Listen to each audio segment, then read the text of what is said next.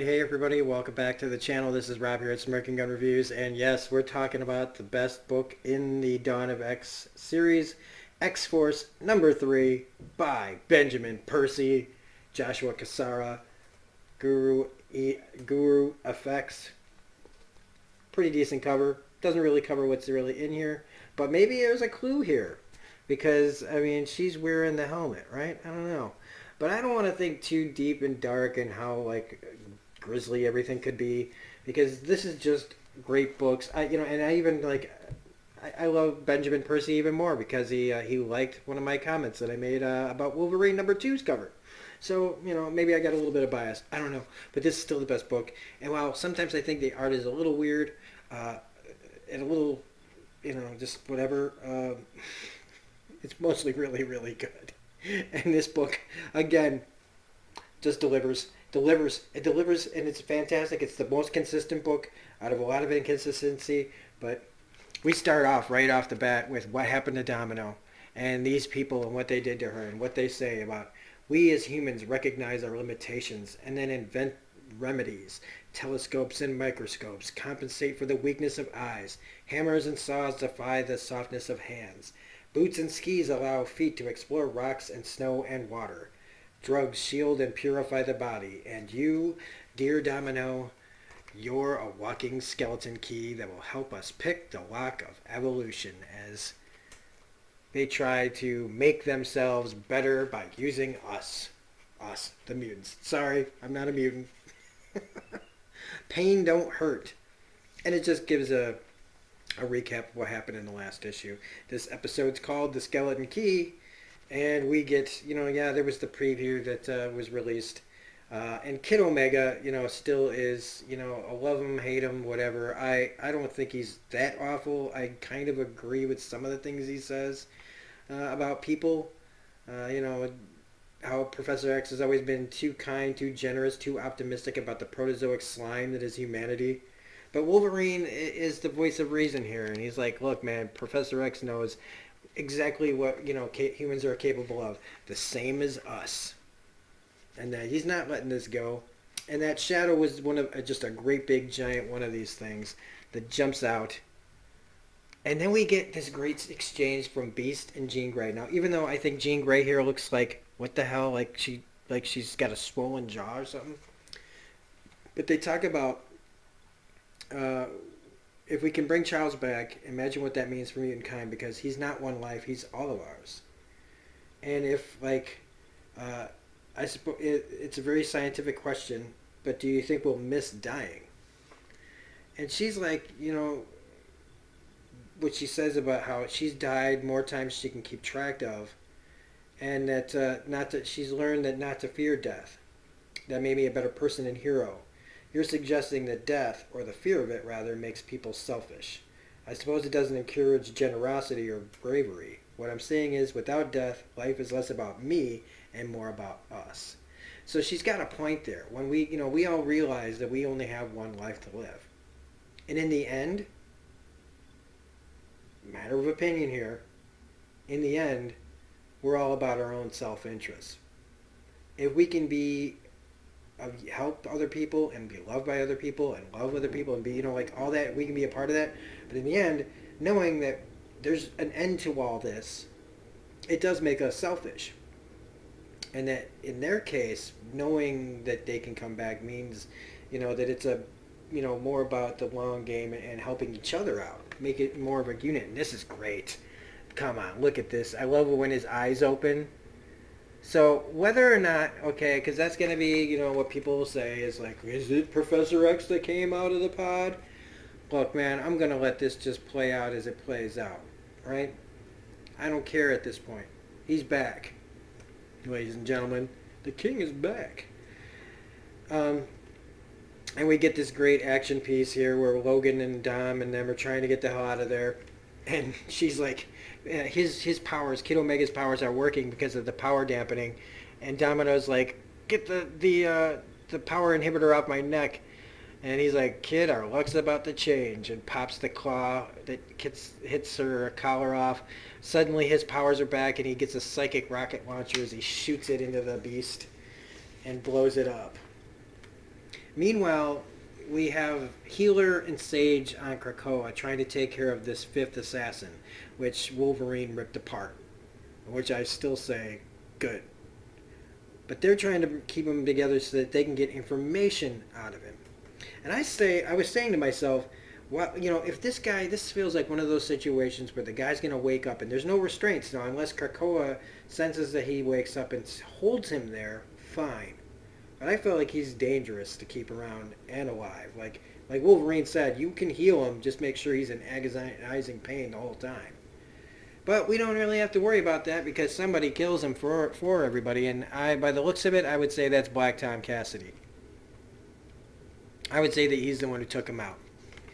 What's interesting about this, and both white pages here actually have information where they don't show us the action. Now, that's probably going to be a bone of contention with people because we've been hearing about a lot of things about not showing the action. And I agree with that. But I guess, how many pages, make the book. I don't know. I want to see what happened, but I do like that they explained that nobody questions his death. And that these people weren't people, they were property. And somebody was going to reclaim them, they were chipped for reclamation. And they were looking for, when they do an autopsy, here's the part that I would have liked to have seen in the book, is they tried to do an autopsy, but it wasn't meant to be because these people are living bombs. And just like in Seoul, Korea, the South Korean lab, the bombs detonated. Well, we didn't see that part yet. So Healer gets blown up trying to do an autopsy, and he's fast-tracked for resurrection. So if anybody gets hurt, their local healer is incapacitated for the moment. It's also, I also think about things like how Doug Ramsey is out in space still, a little convenient. So, whatever, I don't want to keep bringing that part up. So, we get the Black Tom Cassidy having this conversation with Magneto, where people are asking questions outside the gates, like, where's Xavier? Is he dead? What does this mean for mutant kind? Magneto goes out there to handle things. And Black Tom knows, you better do something because his nature is coming out of him. I'd rather, stab these people through the eyes with vines, which even makes me even more think that he's the one who killed the assassin. Because he's like, I'll do something if you don't. Magneto comes out there and ready to talk, and immediately from behind, because they're like, do the treaty still stand? What does this mean? Because basically, they're asking all these questions, but really what it means is, are we going to keep getting our medicine? So a voice from behind Magneto says, it's all right, you don't need to say anything, because I can speak for myself. And Charles, at least as far as we know, is back for himself. And sorry guys, I don't have the technology to just break down digital comics and stuff like that, so I gotta hold them up for you, which I don't really mind doing. But he says, that we're just, you're gonna have to trust that I'm always there for you. And then we get this other little part that I would have liked to have seen drawn about the Cerebro sword and how Magneto gives it to him and says, I made this for you. Don't, leave this. I suggest you keep it close. And Xavier takes the hilt and, hangs it above the wall as a totem, as a reminder. When he lay down, the point of it gleamed at him. He had never been a sound sleeper, even less so now, and that was a good thing. A man at war cannot be a man at peace. Every now and then the sword would blink and glimmer with light or hum with the data still coursing through it. Cerebro was broken, but forged anew and refined like Xavier's dream. So by the way that this is written, it's Xavier. I don't, so I'm just going to take it on faith that this is Charles, that he's back. But who knows? Anything could happen. Meanwhile, Kid Omega's trying to make Domino comfortable. And this is where we get her telling Wolverine about what Xavier had her doing. Looking into shell companies, to anti-mutant politicians and business leaders, following the money, and she remembers this man with a peacock tattoo. And this is where we do get the, she's like, Wolverine's like, let's go back in and investigate. Kaboom! So there's the explosion that was talked about in the white pages. So all those bodies are all bombs. So even if you kill these reavers, these new reavers, they will still blow up like landmines. It's pretty ingenious, actually. And between New Mutants, with people walking around with powered, depowering missiles, humanity is ready to do whatever it takes to, now that they know that there's medicine that can help the world. Of course there's going to be people that just try to take it. It's like, I don't want to stop being a racist, but I want my dad to not have Alzheimer's anymore, so I'm going to get me a depowering missile, man. And yes, my go-to is always the southern accent. So they end up back at the, one of these cool behind the waterfall caves, cave meeting halls. It's really cool. I love it. I like that. I like that kind of aesthetic. It's pretty cool. Gives it that mystery. Gives it like some cool sci-fi elements to it. But this is where we come up with deniable operations. That Charles Xavier himself this time is coming up with the idea for an X-Force. For going after the people he's like, I was hoping we were beyond this, honestly, but they, whoever they are operating from the shadows, so we must respond in kind. You studied our enemy and determined they're trying to catch up with us, bioengineering themselves into weapons, using science to give them what nature won't. And you followed their scent and spilled their blood like hunters. The left hand turned a page, the right hand makes a fist. That feels right to me. That feels like a force of good. So to me, my X-Force, and it kind of gets close up to his Cerebro mask as we pan back out to the man with the peacock tattoo, who now realizing that Charles Xavier's back and they're just immediately like, we're going to create all sorts of disruption and dissonance. We're going to get funnel money into xenophobic gangs, churches, think tanks, any kind of chat groups online, dummy accounts, and we'll hunt them down for experiments. We'll have every shadow company or every country has a shadow agency, Weapon X among them. Xavier made certain each and every one was defunded and disbanded. But they're going to figure out how to do this. We are one and we are many. We are Xeno. So that is the group.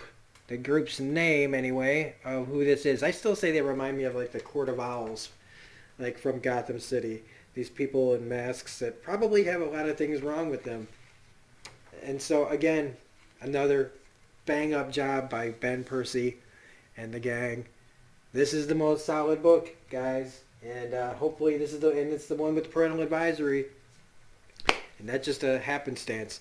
So it's just, I can't say many good things about it. I love the writing. I think the art is pretty great. I like that it's dark and gritty and in the dirt and bloody and just, but we've got some like really in the light type of characters in this book, like Jean Grey and Beast are more like of the heroic and not so dark and dirty characters that are going to be involved in this.